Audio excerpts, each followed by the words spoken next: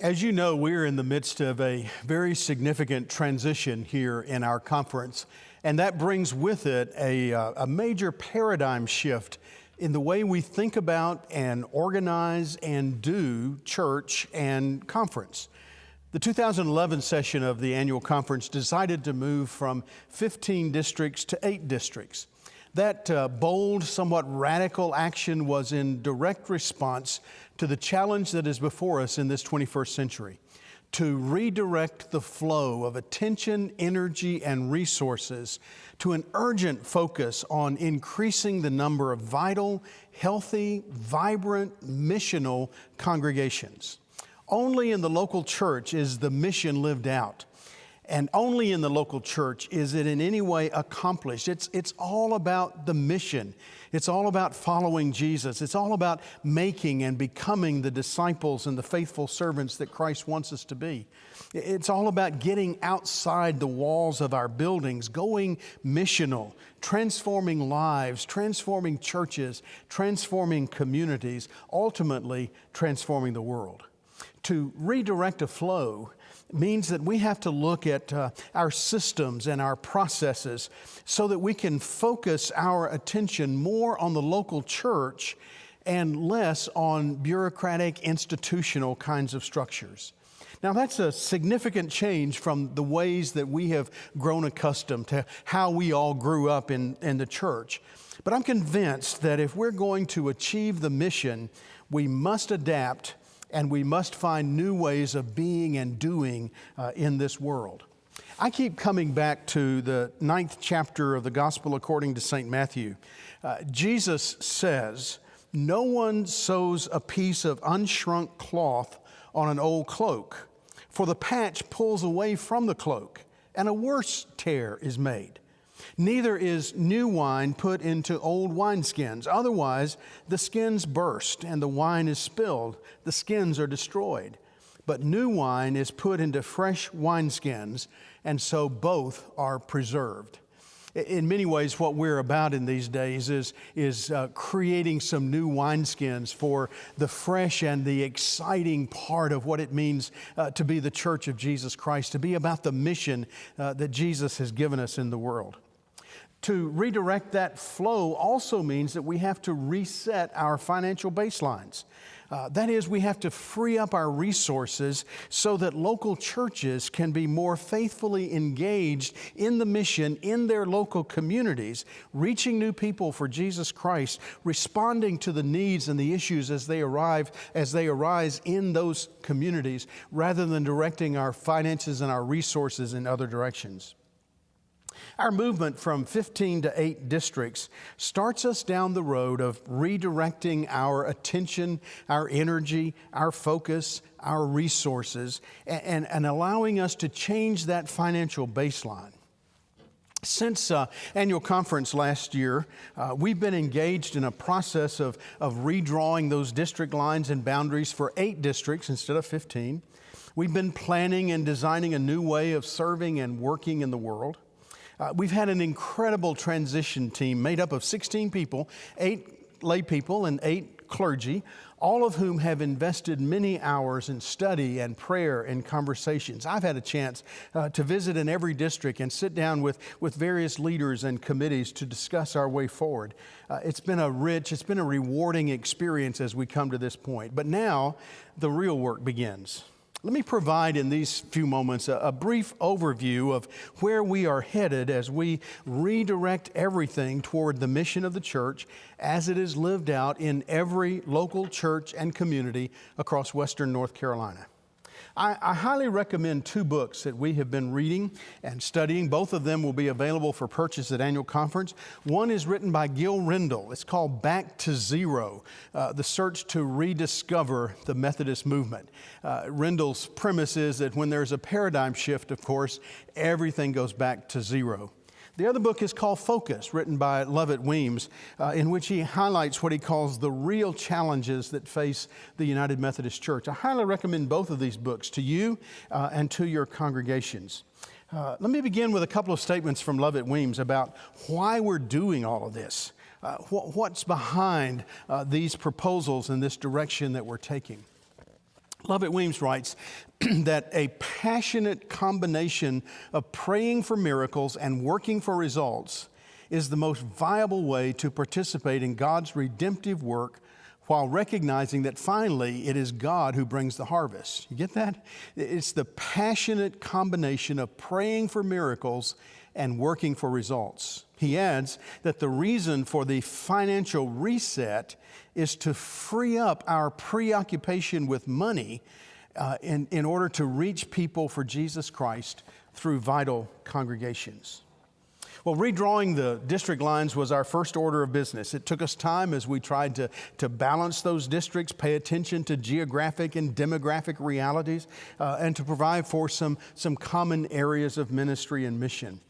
Now that we've done that, it's been posted on the website. We've named the districts and identified the 8 persons who will carry us forward. But how will the district superintendents function in these new configurations, in many cases with twice the territory, twice the number of local churches?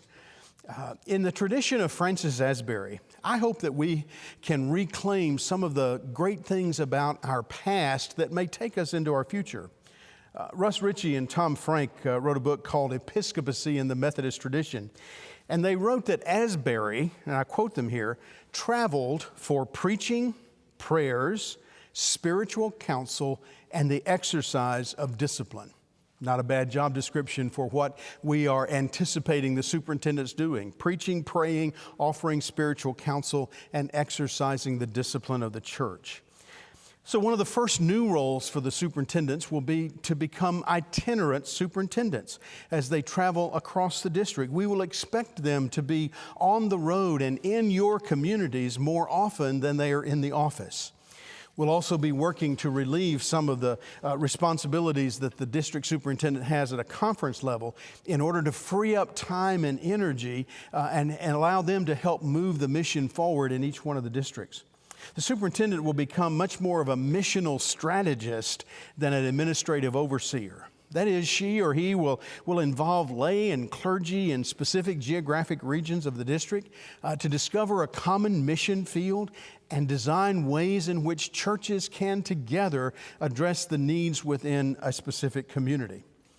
Superintendent will continue to be a supervisor, but much more as a conversation partner rather than someone who stands over and demands things of people. Gil Rendell has some great comments about both of those last two things. He writes, in the local church, when so many leaders get focused on membership budget and institutional survival, the pastor or some other key lay person has to step up and begin missional conversations. That's what we see local district superintendents doing. When local churches are focused on their programs and people, the superintendents need to move to the balcony to look at the full district mission field and then challenge individual churches to take a piece of the action. Supervision is not a review of one's compliance with standards, but it is accountability to a purpose, and that purpose is all about the mission of Jesus Christ. One of the significant shifts that we are going to be making as we move into this new world and this new way of being in ministry is around the Charge Conference. Traditionally, we have scheduled all those Charge Conferences in every district, most of them taking place in October and in November. Here's an interesting statement from the Book of the Discipline. The only thing that is written there is that a Charge Conference is to be held annually. It says nothing about what time of the year it is to be held. So a major shift that we're going to be making, and this will be uncomfortable for some of you for a while, but what if Charge Conferences were held over a 9 or 10 month period rather than focused in a 2-month period? What if Charge Conferences were less about the routine rubber stamping business and more about the mission of the church, more about the mission of the local church or groups of churches within a community? What about that common mission that binds us together? What if we began to hold missional conversations rather than Charge Conferences devoted only to business items? It's all about the mission. Now, you're still going to have to fill out those forms and you still have to submit those end of the year reports, but that can be done without requiring the district superintendent to sit through those meetings. Well, what about the districts and what about offices and the district organization?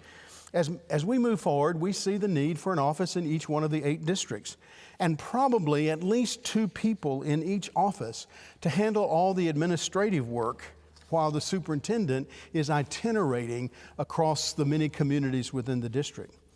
As we reset this financial baseline for the annual conference, we will be including in your conference apportionments an amount for district staffing and for the operation of the office. In that way, each district will be able to set their district apportionments around the mission only, that is unique to that particular geographic region. As you've already seen this today, even providing for this resets the conference budget at a lower amount than we've had in previous years. So one of our hopes is to make all of these connections real. We want to connect people with God. That's the basic part of our life together. So we want to connect people with God, and we want to connect people with people, churches with churches, districts and churches, and annual conference with the districts. We're moving toward a total alignment of the system from the local church to the conference to the global expression of our mission, but it all starts at the local church level. Now, there will be a period of transition from July 1 through December 31 of this year. There will be a need for us to continue as we move files and records from one building to another, from one office to another. We have to make sure all the proper files get into the right places. So there's going to be a period of transition so that nothing falls through the crack. And as always, in significant paradigm shifts, there will be a period of ambiguity. There will be uncertainty around all of this as we work out the details and as we adapt as we go.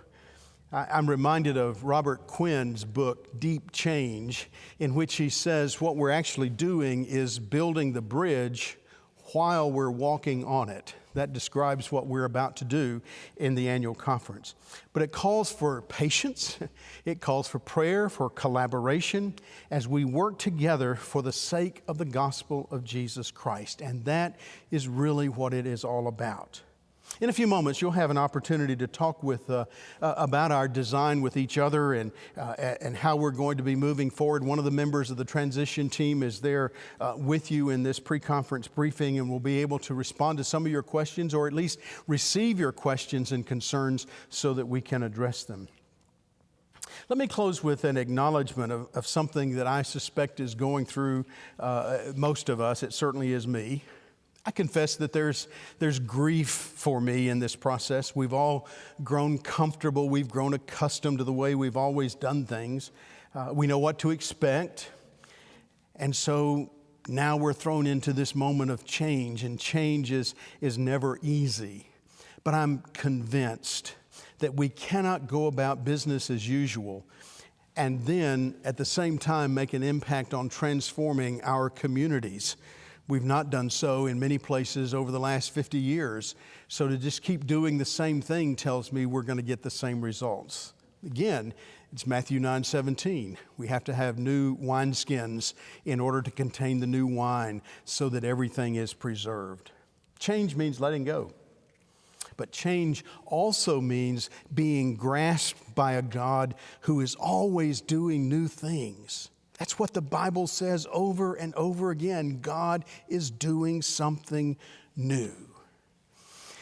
When John Wesley was engaged in launching this movement we know as Methodism around the world, he highlighted the mission and the purpose of the church. He said Methodists exist to spread scriptural holiness and to reform the continent, starting with the church.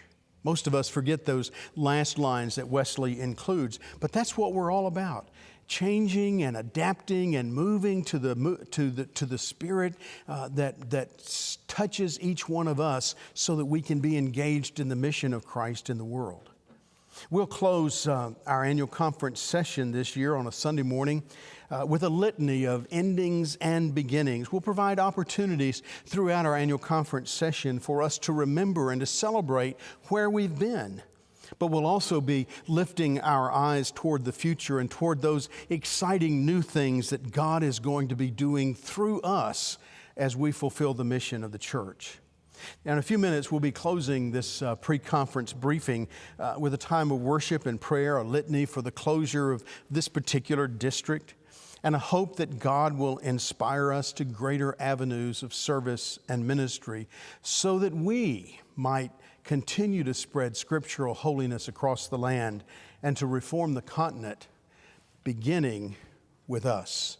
May God bless us as we go forward in this bold new adventure.